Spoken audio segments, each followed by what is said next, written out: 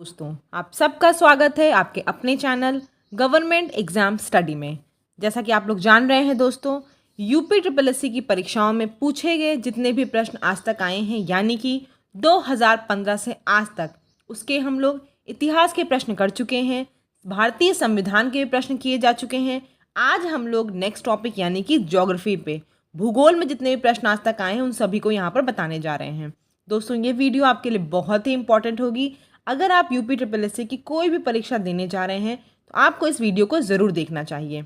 जैसे दोस्तों, पहला प्रश्न जो आया था, ये प्रश्न आपका जूनियर असिस्टेंट 2019 का है।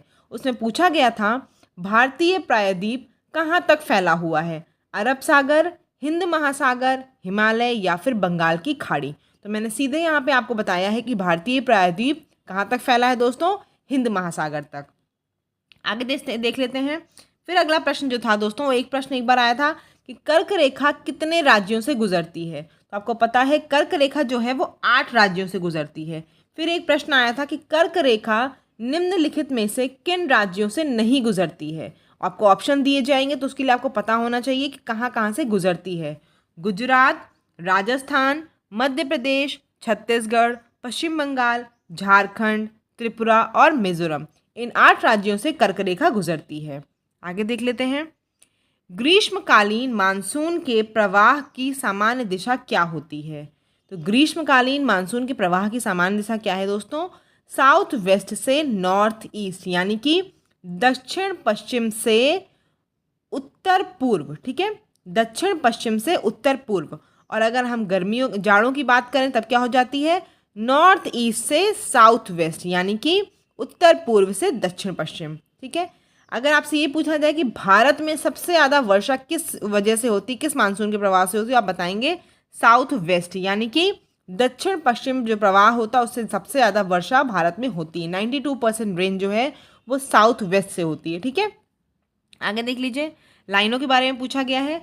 भारत और चाइना मैकमोहन लाइन, भारत और पाकिस्तान रेडक्लिफ लाइन, अफगानिस्तान और पाकिस्तान दूरंद लाइन। ठीक है, शीतकाल के दौरान जो वर्षा होती है वो कैसी होती है? उत्तर पश्चिमी भाग यानी कि पंजाब, उत्तर प्रदेश और हिमाचल प्रदेश। यहाँ पे आप देखते हैं कि जाड़ों में भी थोड़ी बारिश होती है। तो उस बारिश का कारण क्या होता है दोस्तों? उस बारिश का कारण है पश्चिमी विक्षोभ। ठीक है, क्या कारण है? पश्चिमी विक्षोभ। आगे देख लीजिए। दर्रों के बारे में पूछा गया, तो जितने भी दर्रों के बारे में क्वेश्चन पूछे गए मैंने सब एक कंपाइलर के बता दिया आपको। जॉर्जिला और बोर्जिला आपका कहाँ पे है? जम्मू कश्मीर में है। लापचाला शिपकीला आपका हिमाचल प्रदेश में है। थागा, नीति पास और लिपू लेक उत्तराखंड में है। नाथुला और जेलेपला आपका सिक्किम में है। ठीक है, अब ये प्रश्न आता है अगर कि नाथुला कहाँ पर है तो आप बता देंगे सिक्किम में है। ऐसे ही प्रश्न आया था। आगे देख लीजिए। भारत नेपाल सीमा कितने राज्यों को टच करती है? तो भारत नेपाल सीमा आपके 5 राज्यों को टच करती। कौन कौन से? उत्तराखंड, उत्तर प्रदेश, बिहार, वेस्ट बंगाल और सिक्किम। ठीक है, लक्षद्वीप की आधिकारिक भाषा क्या है? तो लक्षद्वीप की दोस्तों राजधानी क्या है? कवारत्ती है। और वहाँ की जो आधिकारिक भाषा है वो क्या है दोस्तों? मलयालम है। ठीक है, आगे देख लेते हैं। मेघालय पठार की ऊंची चोटी का नाम क्या है? तो मेघालय पठार की सबसे ऊंची चोटी जो है वो कौन सी है दोस्तों? शिलोंग चोटी है। फलकनुमा पैलेस का घर ये कौन सा शहर है? प्रश्न आया था आपका, लोअर सबऑर्डिनेट का प्रश्न है 2019 का। वहाँ प्रश्न पूछा गया था, भारत का कौन सा शहर प्रसिद्ध फलकनुमा पैलेस का घर है? तो क्या उत्तर है इसका? हैदराबाद। ठीक है, आगे देख लेते हैं। भारत के स्थल सीमा की लंबाई कितनी है? 15,200 किलोमीटर। भारतीय स्थल सीमा की लंबाई 15,200 किलोमीटर है। अंडमान की सबसे ऊंची चोटी कौन सी है दोस्तों? अंडमान की सबसे ऊंची चोटी है सैडल पर्वत। ठीक है, सैडल पर्वत ये आपका उत्तरी अंडमान में है, नॉर्थ अंडमान में। भारत की समुद्री सीमा तटीय किनारे से कितने मील तक फैली हुई है? तो भारत की समुद्री सीमा तटीय किनारे से 12 समुद्री मील तक फैली हुई है।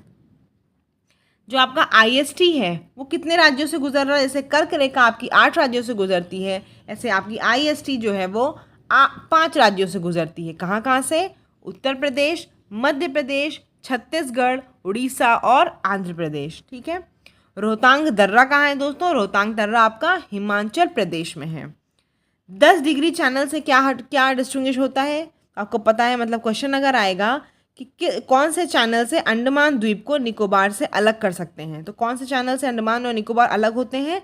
10 डिग्री चैनल से। ठीक है, आगे देख लीजिए। भारत की तटीय रेखा की लंबाई कितनी है? 7,500 किलोमीटर है। भारत की सीमाएं कौन कौन सी हैं? 7 देश हैं।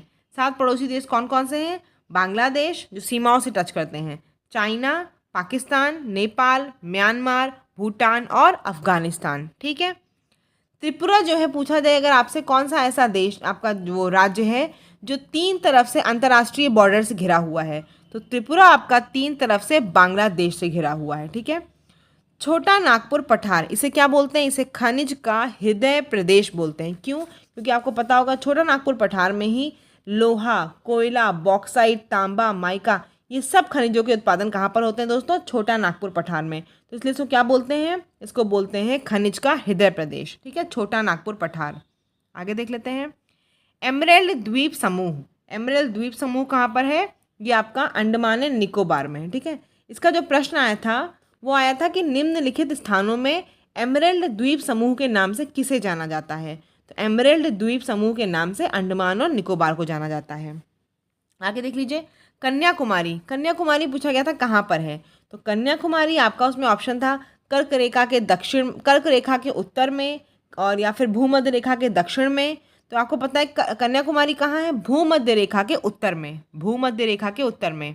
देखिए ये आपका ऐसे इंडिया होता है, ये कर्क रेखा पूरी यहाँ से पास होती है, आपका कन्याकुमारी नीचे होता है, और यहाँ पे नीचे आपको पता है इंडिया के, आप नीचे आएंगे तो वहाँ पे क्या है? आपकी भूमध्य रेखा यानी कि इक्वेटोरियल लाइन है आपकी, तो ये क्या है? उसके उत्तर में है। ठीक है, कन्याकुमारी।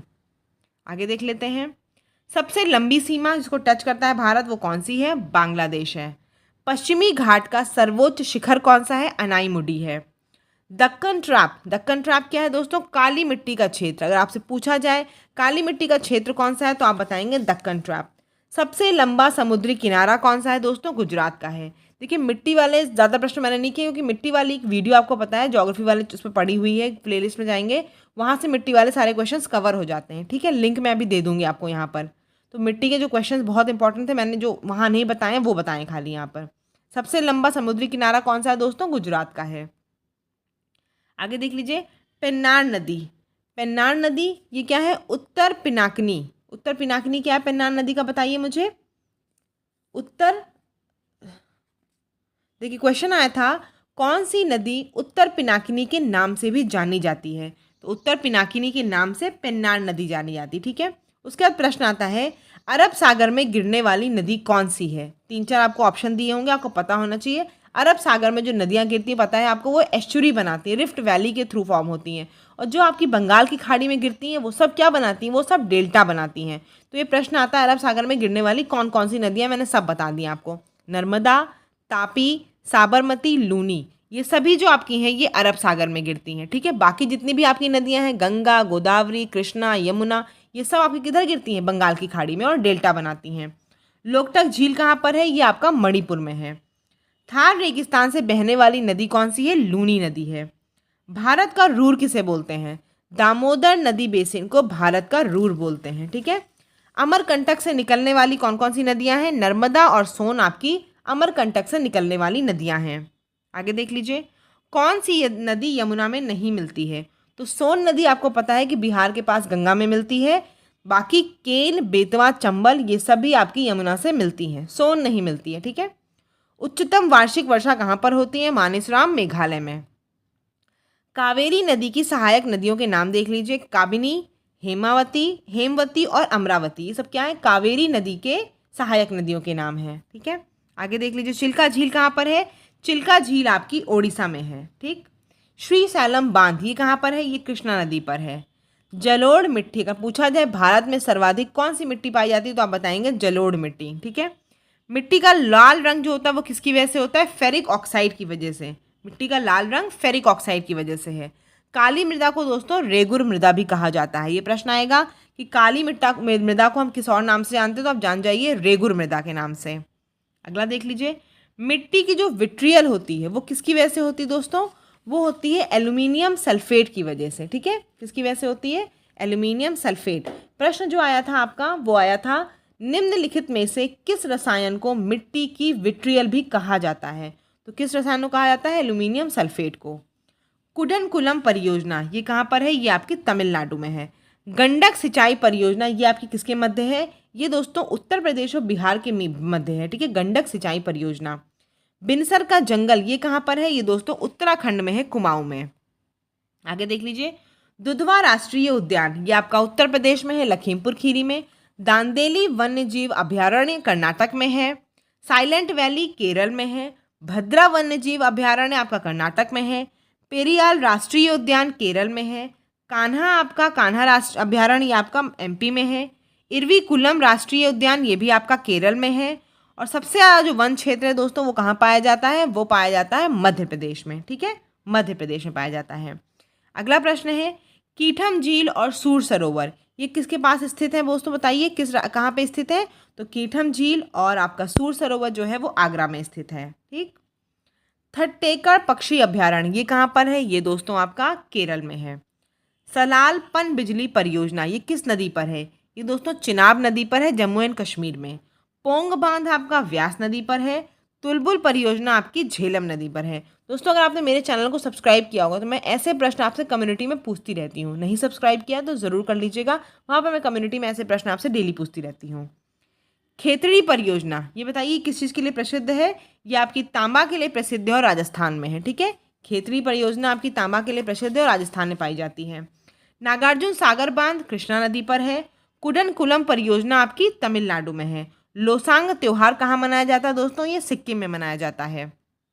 आगे देख लेते हैं, विटीकल्चर। विटीकल्चर दोस्तों क्या होता है? ये अंगूर की खेती होती है, ठीक है। पिसीकल्चर आपका मछली उत्पादन है। सेरीकल्चर आपका रेशम उत्पादन है। और हॉर्टिकल्चर बागवानी संबंधित है। दोस्तों यहाँ पे और भी प्रश्न आए थे जो मैं कई बार प्रैक्टिस सेट में करा चुकी हूँ, इसलिए मैंने यहाँ पे नहीं कराए। जैसे कि प्रश्न जो आया था वो आपका रिवोल्यूशन से संबंधित आया था, और जो मैंने खेती के प्रश्न आए थे वो भी मैंने आपको यहाँ नहीं कराए, क्योंकि जो मैंने आपको एक वीडियो बनाई है छोटी सी कृषि से संबंधित महत्वपूर्ण प्रश्नोत्तरी, वहाँ पर उन सभी को कवर कर लिया है। तो बार बार रिपीट करने से वीडियो को टाइम ही बढ़ेगा और कोई फ़ायदा नहीं होगा, ठीक है।